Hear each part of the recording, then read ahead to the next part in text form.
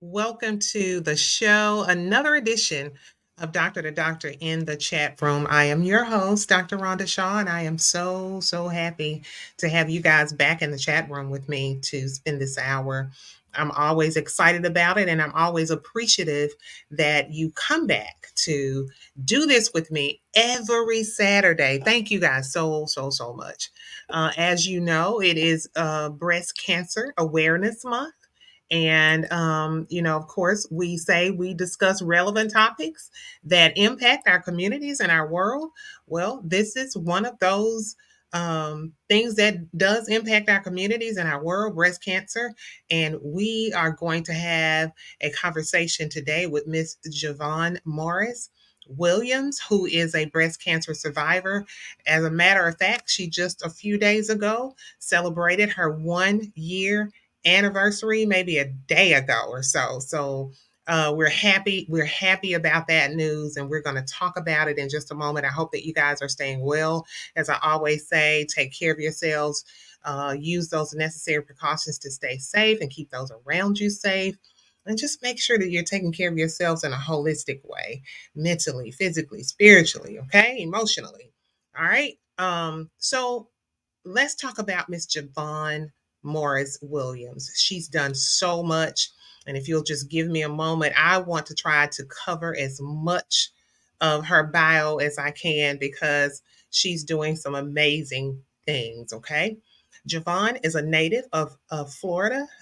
She hails from America's sweetest town, Clewiston, Florida. She's currently the CEO and owner of three companies and the former co host of her own podcast, Two Chicks in the City, an entrepreneurial journey podcast. Uh, Her companies and professional footprint crosses over six industries. Listen to this: automotive, transportation, construction, real estate, hospitality, and information technology. As CEO and founder of Elite Village Enterprises LLC, JaVonne owns a party bus company in the Central Florida area. Go Go Party Bus Central Florida. With the creation of this company, JaVonne has been deemed the first African American woman uh, own a party bus in the Central Florida area.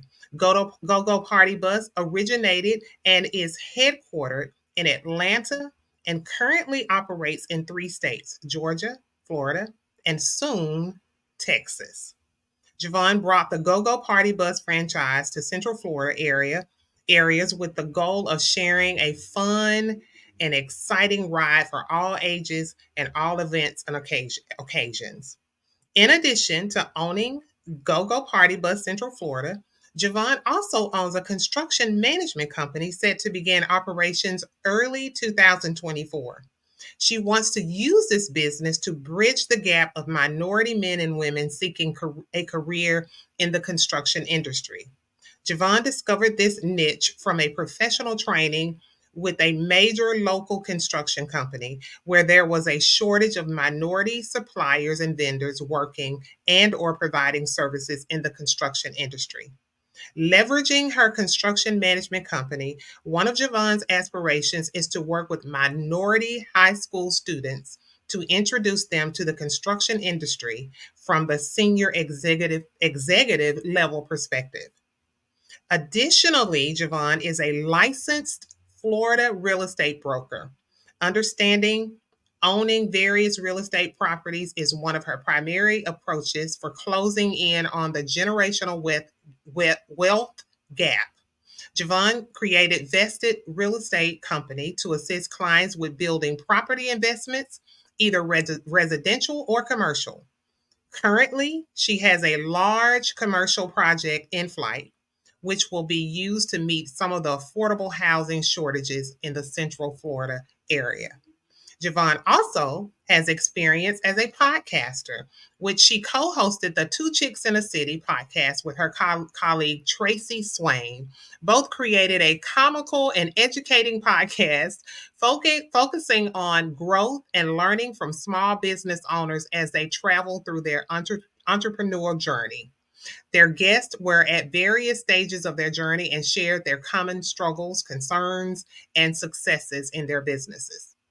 In addition to leading her three companies, She also has an 8 to 5 job employed at the senior level as a senior level project manager with a major automotive company.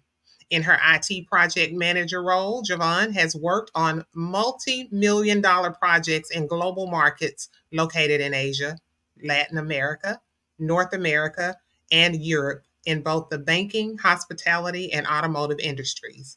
JaVonne specializes in communication, peer to C suite executives, team building, motivating and coaching others to perform above and beyond expectations, managing on and offshore resources, and has managed teams of 15 countries rather, across multiple time zones. In recent years, her project management role has introduced her to new cutting edge technologies such as VR, virtual reality, and AI, artificial intelligence, and how they're being considered and introduced into multiple industries like leisure and hospitality and automotive.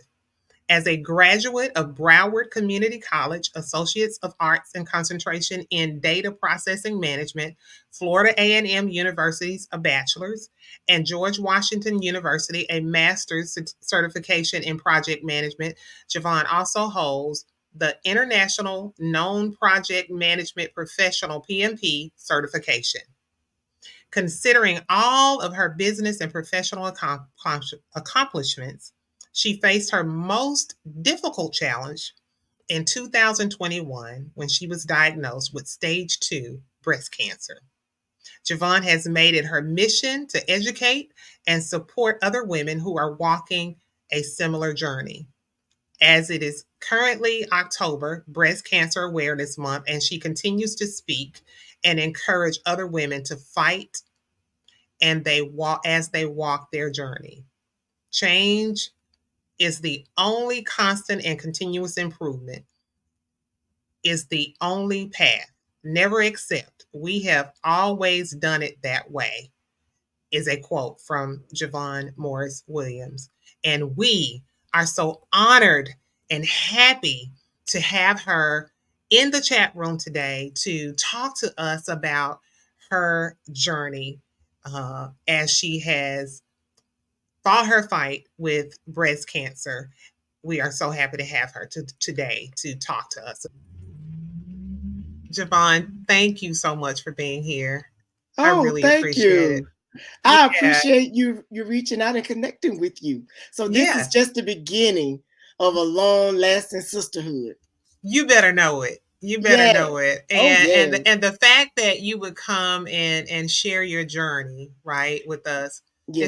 it's just I'm honored that you would do that. Oh yeah. Oh yeah. Because this is we our motto is we discuss relevant topics that impact our communities and our world, and this is certainly an impact on our communities and our world. Absolutely, absolutely. And what actually lit some fire under me is that one day I was sitting in the waiting room Mm-hmm. and I looked around and I saw nobody but women of color. Mm. And I said, something has to be done because and they were young women. They weren't, Wow. older women. They Mm-hmm. were 20, 30-year olds, 40-year olds. They Mm-hmm. were young women. And Mm-hmm. we all were sitting in the oncologist waiting room. Mm-hmm.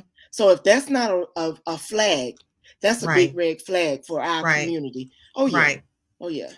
And so sitting in the waiting room, well, just walk us Hmm. through the diagnosis because like, if you haven't been there, it's just unimaginable Absolutely. what it's like to hear the Absolutely. diagnosis. Even though I have a very close family member that succumbed Hmm. to Yeah. yeah, Yeah. but I still it wasn't me. It wasn't my journey, right? Exactly. Yeah. Mhm. Um, the diagnosis, let's even go back to actually getting your test annually. Okay. And to be very honest with you, COVID messed us up Mm. because they stopped doing elective procedures.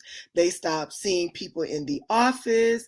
They stopped where people would normally be on their routine to get their annual physicals and annual procedures and they call it what, well fitness or Wellness. Uh-huh. wellness checks, Mm-hmm. that stopped. So that pushed people that normally get it back a year Mm. per se. Okay.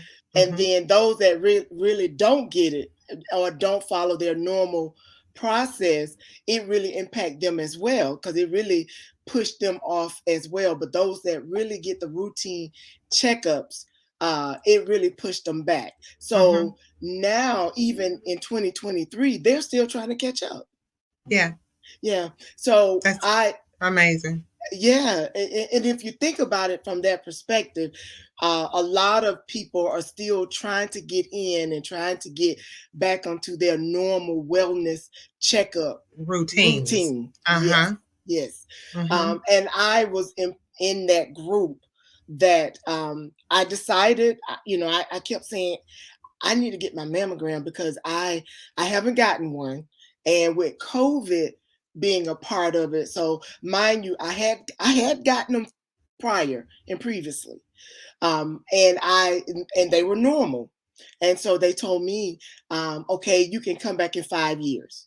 Because I have a family history of the C word, and I don't give power to the word Mm-hmm. cancer, so I always Mm-hmm. call it the C word. Mm-hmm. So I have history. My mom passed away of colon cancer. So I'm always on guard to make sure that I get my health check and to make sure I get my screenings and everything timely. So when COVID hit and everything, the world shut down, that pushed everybody back. Mm-hmm. So in 2021 is when I went and got my mammogram. Mm-hmm. And in the facility where I went to get my mammogram, thank God they had the new machines, the new imaging. So typically, the older machines, they were roughly older than 3G, three dimensional, 3D. Mm-hmm. Mm-hmm. What we were finding and what I've learned on my journey is that some of those machines were missing us, women of color, because our breast tissue are so dense, Mm. and with Yes. mine, they are very dense. Mm-hmm. Um, um, and with mine, when I went to get my procedure, I mean my mammogram, I went into the imaging center and they had just got the newest technology, which is 4G. And Okay. with that technology, they're able to see the back of your chest, and that's where mine was. Wow. Yeah. So So. with that said, Mhm. had you felt anything differently? No, I Okay. didn't. I Okay. didn't feel anything differently to alarm Mm-hmm. me. Mm-hmm. I didn't feel anything differently to alarm me. So when I went in to get my mammogram, I thought I was done. Mm-hmm. And I thought I had did my due diligence because I went to the previous location, imaging center, and got all my old films. Mm-hmm. So I thought, hey, I got my old films, I'm helping with this Yeah. time going in 2021. So I took all my old films and I went to get my mammogram, and I got the letter that they send you. So I opened it thinking, okay, they said, okay, I was good. My mammogram was good, and that they'll see me in what, 5 years or whatever the normal cadence is. Mm-hmm. And in that letter, it told me to call back immediately. Mm. So it still didn't alarm me. And when I called and they pulled up my file, they said, "Oh yeah, you need to come back. Can you come back today?" So I still wasn't alarmed to say, "Okay, something's wrong." I went in the next day, and I went in for the second round of mammogram testing, and they only focused on my right side. Mm-hmm. So I said, okay, well, I'm still not worried, but I'm doing what all I'm being Mm-hmm. told to do. So I said, Mm-hmm. okay, I'm still not worried. And then once I did that and I left, the next day they called me and they said we want to do an ultrasound. So it was at that point I got alarmed. Okay. And so I went in back to the same imaging center, and they did Mhm. an ultrasound, and that's when they saw it. And it was right then and there. There was a doctor or a technologist on the other end, and she called into the room I was in and told the technician that there's something abnormal, and that she needs to go and get a biopsy immediately. So all of this is Like, in the you room. left your ultrasound to go No, I to was still in the room. mm, That's just how it was transpiring. So I started immediately wailing. And so the technician did as best she could to calm me down. And I said, what are you telling me? What's going on? And she said, all I'm saying is that you need to go get a biopsy. And I wouldn't wait. And I said, okay. And this is what I always ask my doctors. I asked her, if this was you, who would you have to do your biopsy? mm, And good so she question. gave me a doctor. She gave me a doctor. And I purposely left that the imaging center. I came home and I called my sisters, because I have four sisters. I called my sisters. I called my daughter, and they immediately started praying and giving me their love and their support. And I told them I'm going to get my biopsy, and I said I'm making an appointment. But here's the thing: when I went to get the biopsy, it was weeks out. So it wasn't that I could get it right away. It was weeks out when I got the Mhm. biopsy. So I said, Mhm. okay, I'm gonna be praying, and I just want to make sure that whatever it is, I'll be ready. I'll be mentally prepared for it. And so um, the weeks passed, and I went and got the biopsy, and I went and got it with the doctor she gave me. The Mhm. technician gave me in that room. I Mhm. I went and got the biopsy with her, and she was very thorough. She was very thorough. She made me feel comfortable. She Mhm. made sure I felt that she was testing me thoroughly to Mhm. make sure that she was getting every sample possible. So Mhm. when I left that visit, I felt comfortable. And it was in that room I looked around and saw nobody but us, meaning African American women, Yeah. different ages, different sizes, different colors. I looked in that room and we were all in there getting biopsies. Mm. Yeah. Um, and so once I got the biopsy, it took about a week, they told me, to get the biopsy done. And in between that week, you still have to live your life. You still have to work. You still have to go and do things, but it's still heavily on your heart and on your mind. So your family is, they, I would say, on pins and needles as well. So, Mhm. I'm still trying to put up a brave face, but it was challenging, to say the least, to live through that period, because it felt like it was the longest 7 days in my life.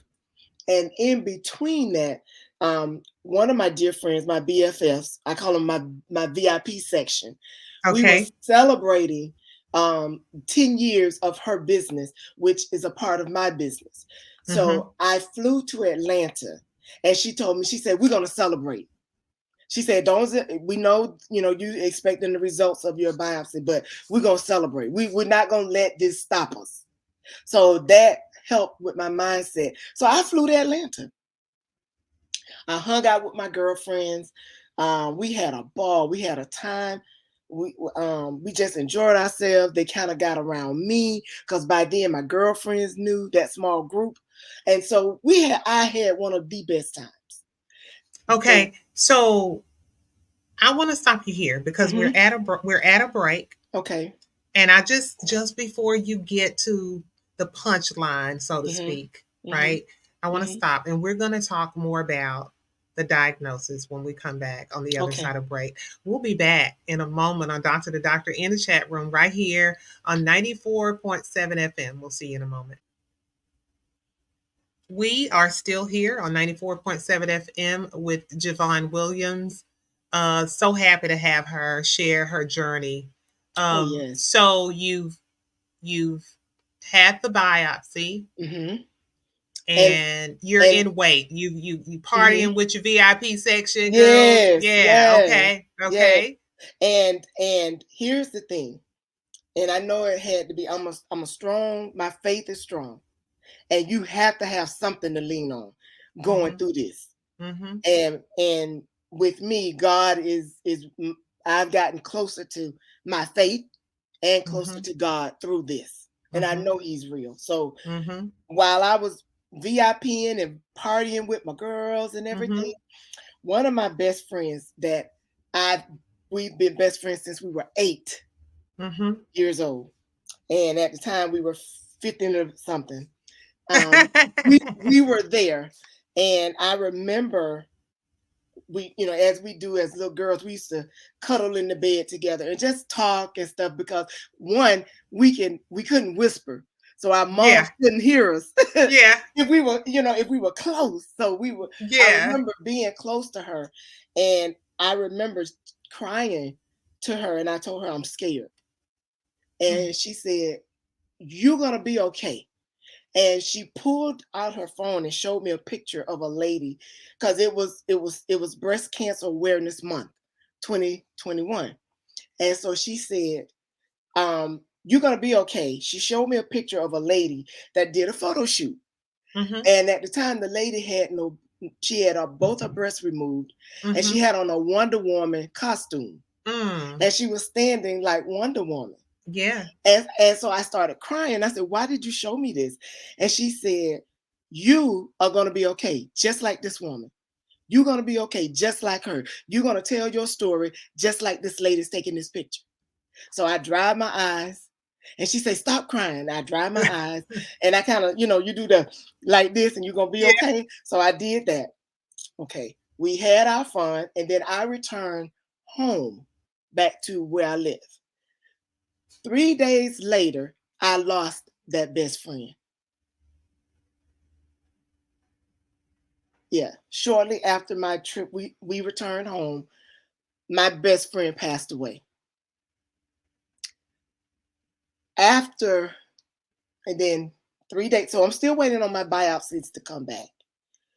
3 days after her passing, I was told I have the breast C word. And how were you told? I was told over the phone.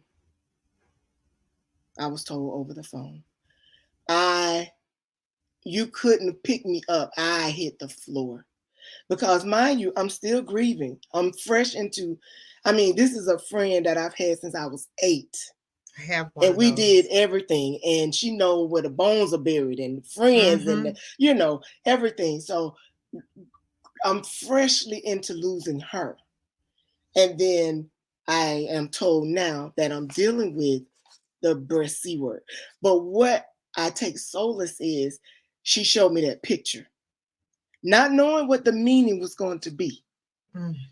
So I took that as to say she talked to God and said, "Okay, leave her and take me."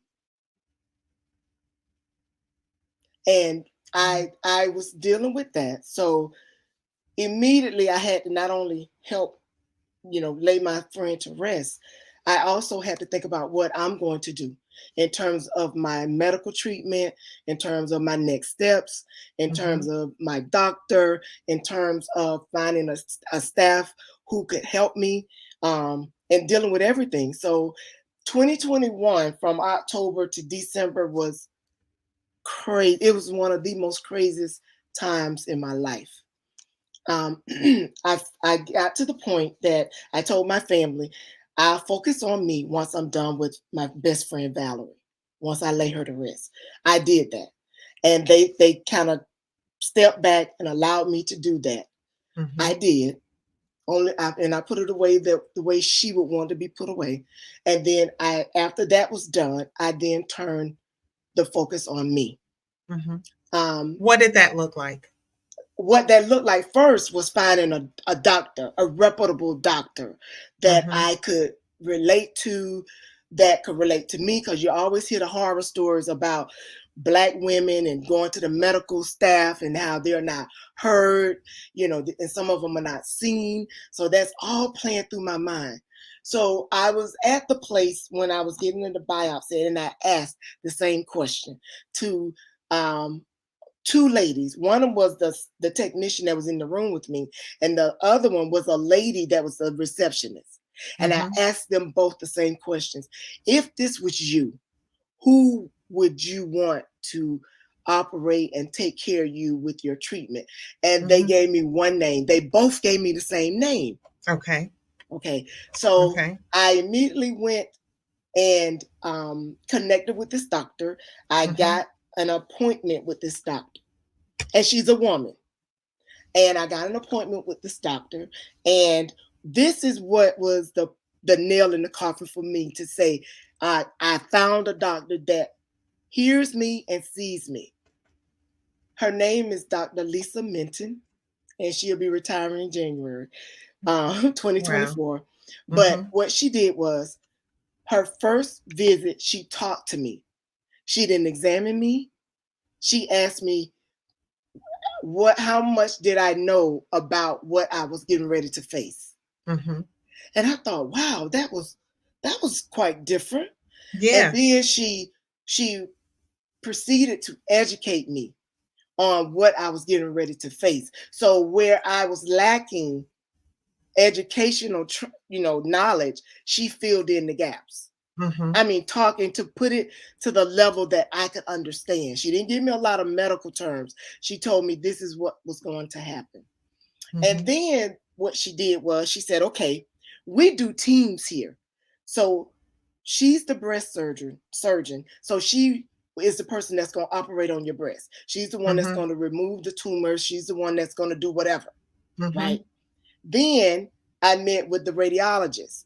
That's the Mm-hmm. person that if what they remove from you and test, if they decide that you have to do chemo and or radiation, Mm-hmm. the the doctor that came in second to talk to me was the radiologist. So she Mm-hmm. gave me at a high level what her role would be in my treatment.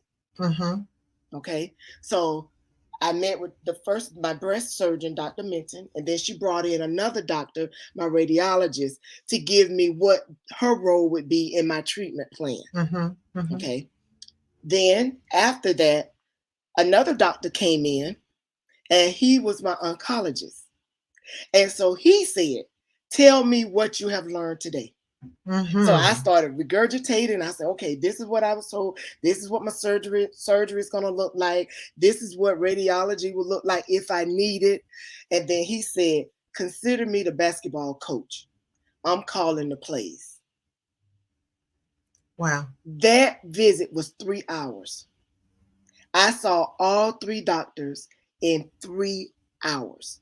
Each doctor gave me 1 hour to ask any question under the sun. They even allowed me to bring my family into the room with me, because they were all on a conference call. So all my sisters had an opportunity, and my daughter, to ask their questions. They didn't hold anything back. They didn't make us feel that we were rushing, or we were getting on their nerves. They Mm. they they genuinely answered all my questions and all theirs as well. I left that doctor's visit saying, I found my doctors, I found my team, we are good. They're gonna save me. I'm gonna be Let's fight. okay, and let's fight. And that's exactly how I walked out of that office. Wow. And that was in October of 2021. I had my surgery December 17th, 2021. I started chemo February 11th, 2022. I ended my chemo July 22nd, 2022. I ended my radiation treatment October 26th, 2022. And as of July 22nd, 2023, I've been 1 year in survivorship mode.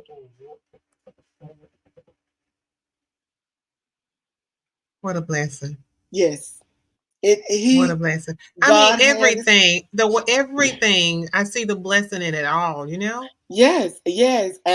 God had his hand in every step of my journey. And I mean Mhm. every step to where he brought the team to me. I didn't have to go and search several doctors Yeah. on my own. Mhm. They came to me, which I thought, wow, this is different. This is a different experience. Mhm. They came to me, and that's just the way they embraced what I was going through, um, to where they settled my fears, to where I walked out in fight mode. Okay, let's do this. I'm good. Let's start fighting. To where they even got my family involved, and they started, helping me fight. So it Yeah. wasn't. I mean, it was a whole shift in terms of what we were going to do. Hmm. So, we're going to start talking through the treatment, okay? Hmm. Hmm.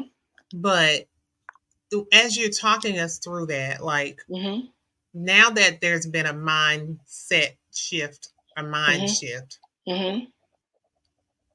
what is life like now? You're fighting, Yes, you're on this journey, I'm still on this journey, but and are you enjoying life? Are oh, you well, I did. There was a part I didn't share, but okay? I'm gonna share now.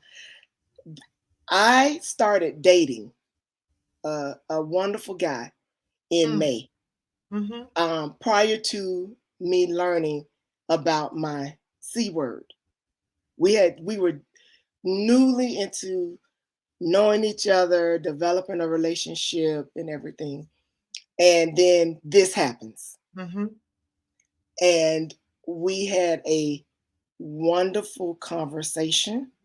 And I just imagine you're meeting someone, you know, things seem to be clicking, you're kind of making, you're starting a new relationship. And mm-hmm, then all of a sudden a person is facing the C word. mm-hmm. What would you do? Would you Yeah. stay? Would you Mm-hmm, leave? mm-hmm, Could you handle it? You mm-hmm, know, you don't know, that person don't know what they're getting ready to face, and you don't mm-hmm, either. mm-hmm. So what would you do? Well, I'm happy to say he stayed. Wow. And he stayed through all my Beautiful. treatments. He stayed through my recovery. He stayed through my surgery. And we are 3 years into this journey, and it's been more Beautiful. beautiful than ever. So I really, I want to he and I to kind of been putting some projects together, because I told him that from a man's perspective, this is a rare story, because men don't know how to handle. We don't know either. But Yeah. from a man's perspective, I would understand how challenging this would be, how to love someone that's facing this. Yeah. And he did it. And I often tell him, I have not felt more sexier Mm, going through this journey than I did before even being diagnosed. And I said it's all because of him. And he had an intricate part in my recovery, because when I looked sick, I didn't feel sick. I mm. felt sexy. Wow. And I contribute that to him. He made me feel sexy through this the whole time. Yeah. That is outstanding. Yes. There are a lot of men out there that or they become the caregivers, they become, the cheerleaders, they become all of that. And I think a lot of times when we do talk about the C word, especially when it's targeting women, Mm-hmm, we often leave out the men and what their mm-hmm, role is. mm-hmm. My eyes were clearly open because I went through it. Yeah. And I had someone that stuck by me and walked Mm-hmm, this journey with me. And mm-hmm. when I fell, he picked me up. And I saw the toll that it had on him, but he didn't waver. And we're on the Yeah. other side of it now, that where I can share this, and hopefully anybody that's out there that's going through it, um, and have a person that's on, on their team, from a Because you spouse. had a Yeah. mastectomy, right? Yes, I did. I had both breasts removed. So that's important for the audience to know, particularly when you're talking about this Yeah, new relationship that you yeah, started. I did. I Yeah, did. he stuck and stayed, and you it was really He more life altering than Yes, he most. did. He did. And he deserves the best. I kid you not. I tell him all the time, I said, you actually helped save my life because my family was there. My sisters were there. I call them my Yeah. pink diamonds, my Uh-huh. group that I call them. My girlfriends, everybody was there, but it's not the same as a man. And Mm-hmm. then a man that tells you he loves you and show you. Yeah. And That's makes you feel beautiful and sexy yes, in spite. and it's fine. Yeah, Yeah. yeah. So let's talk about the treatment. Let's talk about it. What was that like? What was the treatment? I mean, how difficult was it? I Yeah. had mentors. I had a couple of girlfriends that were cancer. They had their own journey of cancer. I have two in particular, that was with me, that gave me the support, that told me. I mean, one of them was almost spot on. Mm-hmm. Okay, at this week you're gonna feel this. At Mm-hmm. this week you're gonna lose your hair. At this week, I mean, she was so spot on that everything she said, it came to pass. Almost at the timeline she said it. Wow. Yeah.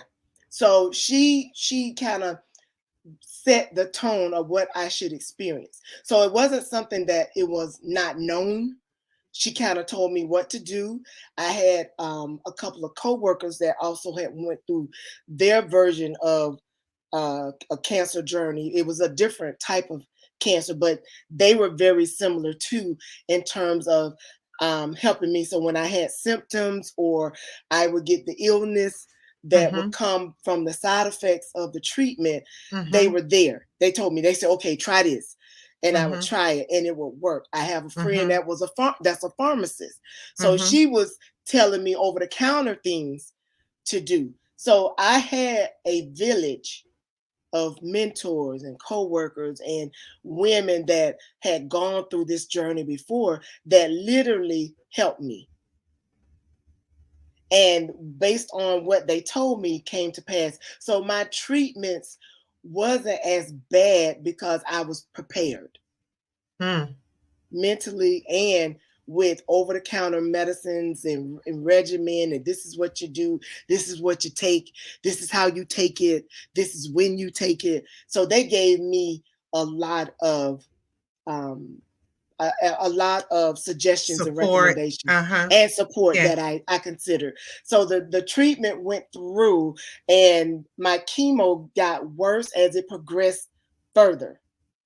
And it was one point where I was getting treatment and had to put on freezing gloves on my hands and feet.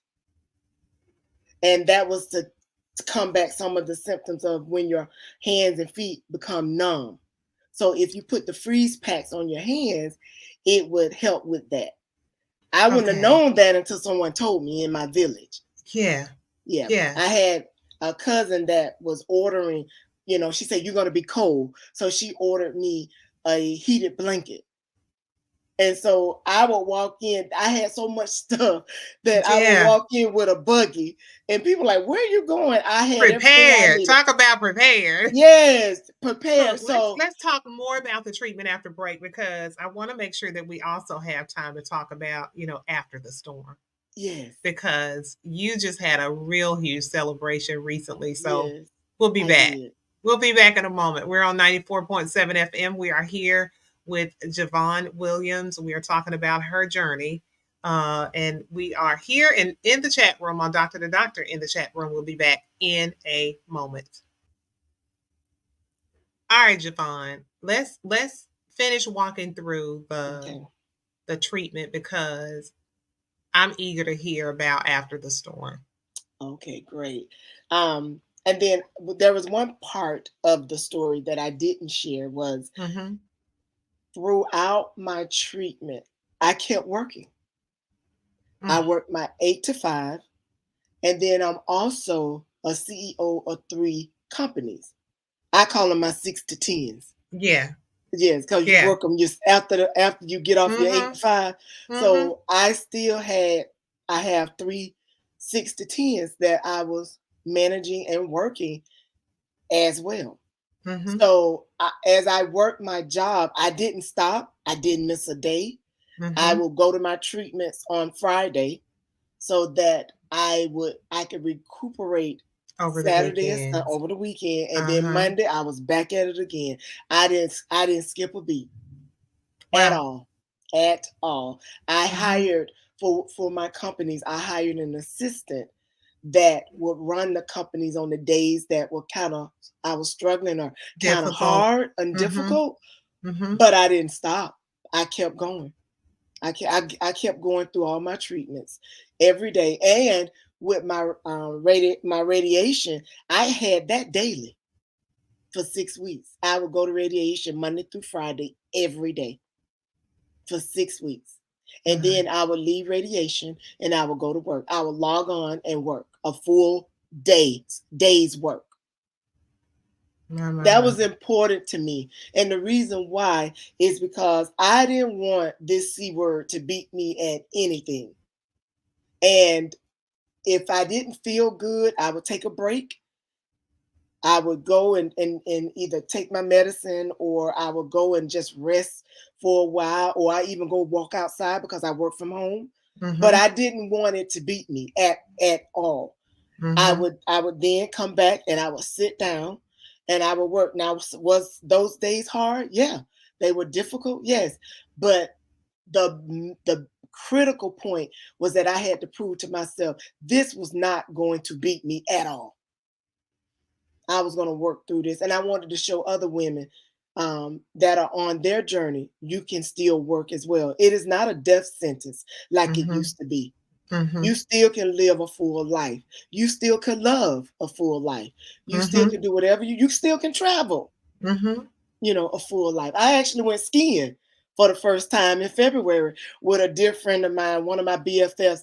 And while I was going through chemo, she told me, she said, I'm thinking about going on a girls' trip. I want all my girlfriends to go and I want to go skiing. And I was like, okay. And she said, and I want you to go. Well, I was in Mm-hmm. the middle of my chemo treatments. I was in the Mm-hmm. middle of my radiation. I did not know if I would be able to go. But Mm-hmm. thank God I was able to finish everything. And that kind of pushed me too. I was Mm-hmm. able to finish everything. And in February, for her birthday, we went skiing. I went to Colorado skiing. And I have a picture of me on top of the ski mountain skiing. Wonderful. Yes. So I wanted again to prove to people that you still live your life. This is not a death sentence at all. Yeah. Hmm. Um, what about after the storm? Um, because I know I want to hear about the recent celebration because you and I talked and Yes, you were gearing up to celebrate. I definitely want to hear about that. But what about yes, after the storm? I mean, what is that like? Are you having to manage things differently? yes. Yeah. You do. It is a lifestyle change. Mhm. Some foods that you were able to eat before you can't eat Mhm. now. Mhm. Um, some it, you just make the you make the change and you adapt, Mhm. and you adapt to where it works for you. Some people adaptation is different, Mhm. but for me, changing some of the foods that I eat Mhm. was big. Mhm. How much I eat, because I Mhm. used to be able to sit and eat a plate of stuff. I can't Mhm. do that anymore, which is fine. Mhm. Um, Mhm. and then also too, I'm still working, and Mhm. one thing that I've taken on is to help educate my sisters. This Mhm. is something that has become near and dear to me. Um, Mhm. I am speaking at a church on Sunday, this upcoming Mhm. Sunday, for Mhm. breast cancer awareness to share my story. and Mhm. to speak to other people, other women. Mhm. And just this past Wednesday, we did a celebration. That was my second year because I told you I was diagnosed in October. So Mhm. October 18th was my diagnosis day. And Okay. instead of me approaching that day with sadness or it being melancholy or anything like that, what I did was I flipped it and I reached out to everybody Of that's in my course you village. did. Yeah, and everybody Yeah. participate. I love doing this kind of stuff. And Uh-huh. what I asked them to do was on their social media, I had everybody to wear pink, Mhm. and they had to do a couple things. They had to all wear pink, the men too, and Yeah. then I had them to get on their social media pages and tell who they were wearing pink for. So it wasn't just me. Some were wearing pink for their moms, some were wearing pink for their sisters, some were wearing pink for their daughters. Mhm. So it was a tribute to those that are in that journey. So they were wearing pink on this, and then on social media they took selfies and they posted the pictures, and then they had to Yeah. write who they were supporting, Mhm. and Mhm. then, in the same token, they had to ask everybody in their friends list to go schedule their mammograms if they haven't, and their prostate exams. And I made Wow. sure the men were included. So we had over 30, I Perfect. think 35 people that sent me pictures and did their selfies. I'm still getting that on my Yeah. social media page. And then they did it in Instagram and they did it in Facebook, and Mhm. they asked everybody in their friend group to go get their mammograms. Mhm. I had people coming back saying, I got mine scheduled, or oh yeah, I got mine coming up. I got mine next week. So I Yeah. was hearing the response because I was sharing my story. And I told them the mammogram saved my life. Not knowing Mhm. would have killed me. Right. Yeah. Right. So it's Mhm. that old adage of what you don't know won't hurt you. Yeah. In this one, it will. It will. It will. Is there anyone that you are personally supporting through? Yes. I have two Okay. women now Okay. that are currently in their journey. Mhm. One is she's well into her chemo and now she's in radiation. But I want everyone to know that chemo treatments are different. Mhm. Some doctors, depending on what type you have, what type of tumors that you have, what Mhm. type of it's different variations to it. So your treatment plan will vary. So everyone's treatment plan is catered to them. So Okay. you hear people say, "Oh, I had the breast C word." Well, my treatment plan is very different from yours, Mhm. and so my treatment plan started with surgery. The person that I'm mentoring, hers didn't. Hers started with chemo first. Okay. And Get it. so, I get some it. people may start with radiation first. Mhm. It's different flavors, and the Mhm. doctors usually curtail your treatment plan to fit you. Mhm. Okay, and Mhm. so I was telling her as she was starting her chemo And I treatment. suspect what they have found in the biopsy and you know what I'm saying, Hmm. what the biopsy has shown will all determine. Exactly, Yeah. and then also too, great point. There are genetic testing that you can do as well. I've heard of that. Yes, it's called the Mhm. BRCA1 and BRCA2 gene. Okay. I took it, Mhm. and what it does is it it tests you to see if you have the cancer carrying gene. Gene. It's the Okay. BRCA1 and BRCA2 gene. So Mhm. they look to see if it's a deformed, if those two genes are deformed within you. Mhm. And what that does, it gives an indication that you have a higher risk of getting cancer. It's Mhm. not to say that you will get it. Now, let's Yeah. be clear. Mhm. You just are in a different category. You are in a Sure. higher risk. Higher risk. So, Mhm. so what you do if you decide to take the test. And if it comes back, your results come back that you are a carrier, Mm-hmm. you have that ammo now to make necessary changes. Wow. Okay. Yeah. So look at it from that perspective. Yeah. You have a heads up to Mm-hmm. kind of make changes. And Mm-hmm. also too, they have made studies where it's your environment, it's the food we eat. So it Mm-hmm. could be the water, it could be, the pollution, it could be whatever that Mm-hmm. contributes to Yeah. our, us getting cancer. So it's not Mm-hmm. just in food. And also too, that taking the Broca test for me, because I was already aware that I had breast cancer.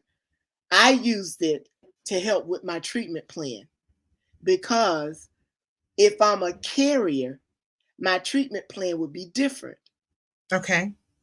It turned out that, thank God, I am not a carrier. Okay. So my treatment plan was different, Mm-hmm. right? Mm-hmm. And also, what's important to me as a result of that test, I have a daughter. Yeah. I wanted to make sure that I didn't pass that gene on to her. Mm-hmm. And then if she has children, she could be aware. And I suggest that I urge her to take it so that she's okay. And that if she has children, when she has children, she would know if she would pass it on. So Mm-hmm. we're trying to break the generational cycle of passing it on, because you do hear women say, well, my mom had breast cancer, my You grandmother had do. breast cancer, my You aunt do. has breast cancer. So now Mm-hmm. we have testing that can be done to kind of Mm-hmm. help us identify, are we Mm-hmm. carriers or not. And Mm-hmm. please do your research. It's BRCA1, BRCA2, BRCA testing. Okay. I was gonna Mm-hmm, ask you to spell it. Yeah. BRCA Um, testing. yeah. I've heard of that test, Mm-hmm, and the first time I heard about it, I think mm-hmm. I was told, and you may be able to clarify, um, you did have to have something, you did have to be high risk to be Right, able to get it covered by your insurance. I'll say somebody close in your family did have breast right, cancer, right, or something like that. Is that right. true? Yeah, well, this is what I was told, and this is Mm-hmm. what I did. You didn't Okay. hear it from me. Gotcha. Okay. Okay. You didn't hear this from me. But your insurance should cover it. I wouldn't say will, but they should cover it. Now, by me being already diagnosed Mm-hmm. with me, my Mm-hmm. doctors prescribed it and I got it through my insurance. So What what I is was the test like? What do they do? what it is, a simple blood test. Got it.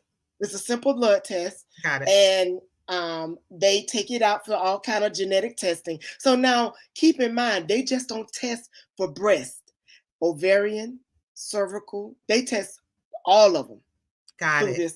this test, and you get a folder with all of the criteria and a summary of what Mm-hmm. they tested. We have about 3 minutes, and I just like you to use those minutes to just provide, some final thoughts too, Hmm. because I know this is important to you, Yes. that you help others Hmm. through their journeys, and Hmm. that you be a part of the preventative Yes. piece for this. Yes. So just share your final thoughts before we Yeah. go today. Um, I going through this journey, like I said, I noticed that we were getting the heavy diagnosis. Mm-hmm. We were getting the stage 4, or the Mm-hmm. treatments were so aggressive. And Mm-hmm. I think a lot of it was because we were being misdiagnosed. Mm-hmm. And I'm just gonna be honest. Mm-hmm. And also too, the mammogram machines and technology is now catering for all of that loss with women of color, Mm-hmm. because we have been told, and I was told the same thing, that our breast tissue is so dense.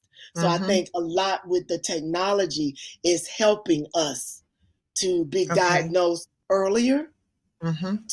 to actually understand clearly what we're facing, Mhm. and then from there helping us with our doctors come up with a treatment plan that could save our lives. Yeah.